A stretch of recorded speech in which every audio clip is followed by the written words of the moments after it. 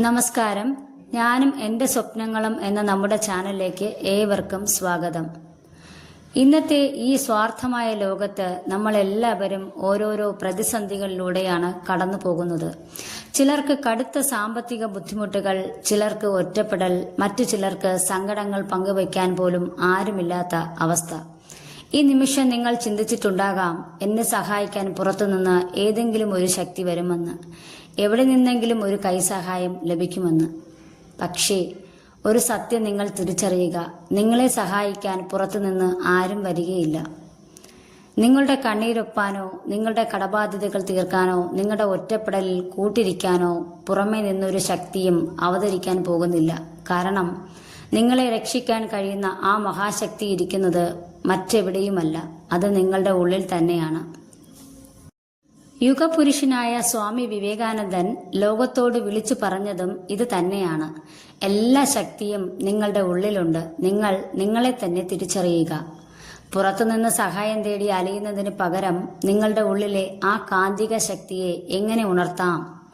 നമ്മുടെ ജീവിതത്തിലെ സകല പ്രതിസന്ധികളെയും എങ്ങനെ തകർത്തെറിയാം? സ്വാമിജിയുടെ ജീവിതത്തിലെ അതിശയിപ്പിക്കുന്ന ചില പാഠങ്ങളിലൂടെ നമുക്ക് സഞ്ചരിക്കാം. സ്വാമിജിക്ക് അസാമാന്യമായ ഒരു കാന്തിക ശക്തി ഉണ്ടായിരുന്നു. അദ്ദേഹം തന്റെ മുന്നിലുള്ള കണ്ണാടിയിലേക്ക് അല്പനേരം പൂർണ്ണ ഏകാഗ്രതയോടെ നോക്കിയാൽ ആ കണ്ണാടി പൊട്ടിത്തെറിക്കുമായിരുന്നു എന്ന് ചരിത്രം പറയപ്പെടുന്നു. ഇത് കേൾക്കുമ്പോൾ നമുക്ക് അത്ഭുതം തോന്നാം. ചിതറിക്കിടക്കുന്ന സൂര്യപ്രകാശത്തെ ഒരു ലെൻസ് ഉപയോഗിച്ച് ഒരു ബിന്ദുവിലേക്ക് കേന്ദ്രീകരിച്ചാൽ അത് കടലാസിനെ കരിച്ചു കളയുന്നത് കണ്ടിട്ടില്ലേ?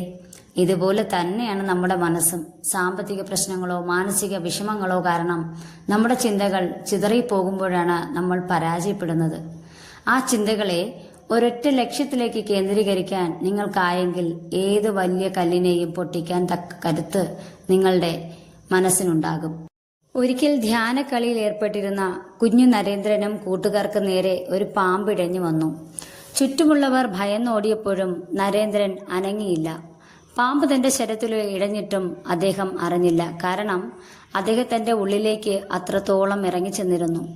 നമ്മുടെ ജീവിതത്തിലും പ്രതിസന്ധികൾ വിഷപ്പാമ്പുകളെ പോലെ വന്നേക്കാം. പക്ഷേ നിങ്ങളുടെ മനസ്സ് നിങ്ങളുടെ നിയന്ത്രണത്തിലാണെങ്കിൽ പുറത്ത് ഒരു പ്രശ്നങ്ങളും നിങ്ങളെ തൊടാൻ പോലും സാധിക്കില്ല.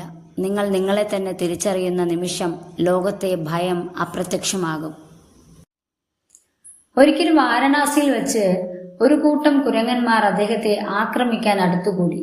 പേടിച്ചോടിയ അദ്ദേഹത്തോട് ഒരു സന്യാസി വിളിച്ചു പറഞ്ഞു, ഭയന്നോടരുത്, അവയെ നേരിടൂ.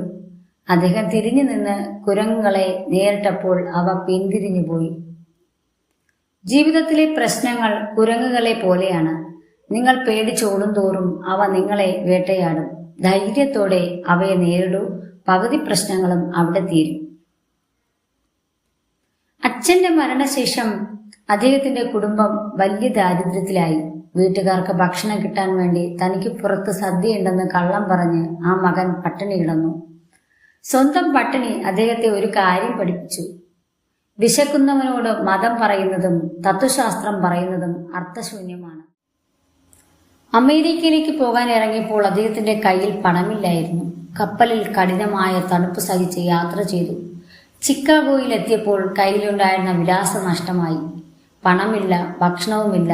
ഒരു രാത്രി അദ്ദേഹം റെയിൽവേ സ്റ്റേഷനിലെ ഒരു വലിയ പെട്ടിയിലാണ് കിടന്നുറങ്ങിയത്. പിറ്റേന്ന് രാവിലെ വീടുകൾ തോറും ഭിക്ഷ ചോദിച്ചു ചെന്നപ്പോൾ ആട്ടി ഓടിച്ചു. എന്നിട്ടും അദ്ദേഹം തളർന്നില്ല. ആ ആത്മവിശ്വാസമാണ് അദ്ദേഹത്തെ വിശ്വപ്രസിദ്ധമായ പ്രസംഗത്തിലേക്ക് എത്തിച്ചത്. അമേരിക്കയിലെ തന്റെ സഹോദരീ സഹോദരന്മാരെ എന്ന ആ വിളി ലോകത്തെ മാറ്റിമറിച്ചു. ലോകം നിങ്ങളെ തള്ളിക്കളഞ്ഞാലും നിങ്ങളുടെ ലക്ഷ്യത്തിൽ ഉറച്ചു നിന്നാൽ ലോകം നിങ്ങളുടെ കാൽ കീഴിൽ വരും.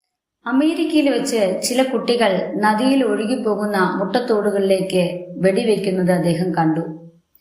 അവർക്ക് ലക്ഷ്യം പലപ്പോഴും തെറ്റുന്നുണ്ടായിരുന്നു. ഇത് കണ്ടുനിന്ന വിവേകാനന്ദൻ തോക്കുവാങ്ങി ജീവിതത്തിൽ ആദ്യമായി 12 തവണയും കൃത്യമായി ആ മുട്ടത്തോടുകളിലേക്ക് വെടിവെച്ചു. അത്ഭുതപ്പെട്ട കുട്ടികളോട് അദ്ദേഹം പറഞ്ഞു, നിങ്ങൾ എന്ത് ചെയ്താലും അത് പൂർണ്ണ മനസ്സോടെ ചെയ്യുക. നിങ്ങളുടെ മനസ്സിനെ ആ ലക്ഷ്യത്തിൽ മാത്രം ഉറപ്പിക്കുക. വിവേകാനന്ദൻ പറയുന്നു, ദിവസവും അല്പനേരം നിങ്ങളോട് തന്നെ സംസാരിക്കുക. ഇല്ലെങ്കിൽ ലോകത്തിലെ ഏറ്റവും മികച്ച വ്യക്തിയുമായുള്ള കൂടിക്കാഴ്ച നിങ്ങൾക്ക് നഷ്ടമാകും.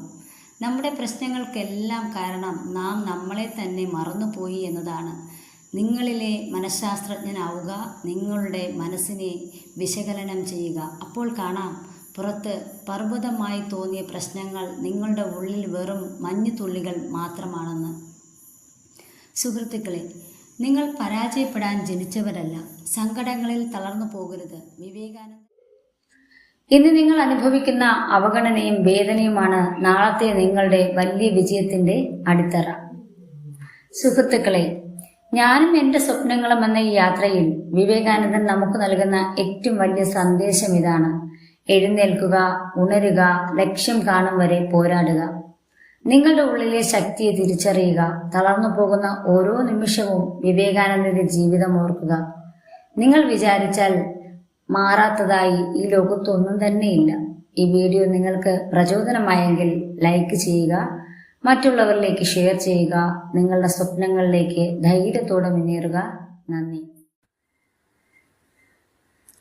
സ്വാമി വിവേകാനന്ദന്റെ ജീവിതകഥ നമ്മെ ഇത്രയധികം പ്രചോദിപ്പിച്ചിട്ടുണ്ടെങ്കിൽ അദ്ദേഹത്തിന്റെ വരികൾ നമ്മെ എത്രത്തോളം സ്വാധീനിക്കുമെന്ന് ആലോചിച്ചു നോക്കൂ. ഒരു വ്യക്തിയുടെ വളർച്ചയ്ക്ക് അത്യാവശ്യം വേണ്ട 4 പ്രധാന വഴികളെക്കുറിച്ച് അദ്ദേഹം 4 പുസ്തകങ്ങൾ എഴുതിയിട്ടുണ്ട്. കർമ്മയോഗ, രാജയോഗ, ഭക്തിയോഗ, പിന്നെ ജ്ഞാനയോഗ. നമ്മുടെ സ്വപ്നങ്ങളിലേക്കുള്ള യാത്രയിൽ മനസ്സിനെ കരുത്തുറ്റതാക്കാൻ ഈ പുസ്തകങ്ങൾ നമ്മെ സഹായിക്കും. സമയം കിട്ടുമ്പോൾ ഇവ തീർച്ചയായും വായിക്കാൻ ശ്രമിക്കുക. ഇത്രയും നേരം എന്നോടൊപ്പം ചെലവഴിച്ചതിന് നന്ദി.